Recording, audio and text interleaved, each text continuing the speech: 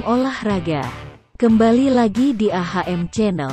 Sebelum melanjutkan menonton video ini, mohon dibantu subscribe, like, komen, dan share-nya untuk mendapatkan video-video terbaru selanjutnya.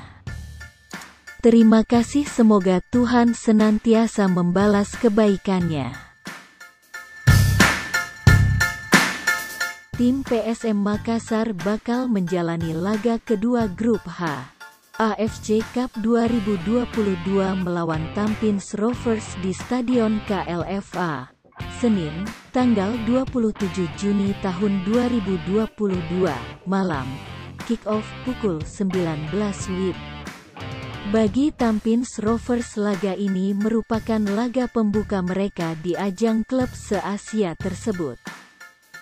Sedangkan, PSM Makassar datang dengan modal imbang tanpa gol 0-0 dari tuan rumah Kuala Lumpur City FC kemarin.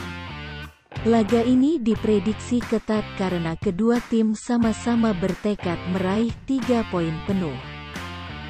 Kemenangan akan memuluskan langkah PSM atau Tampines Rovers menuju babak selanjutnya. Pertandingan ini diprediksi berjalan seru dan menarik. Untuk menyaksikan pertandingan ini bisa membuka link live streaming yang ada di deskripsi video ini.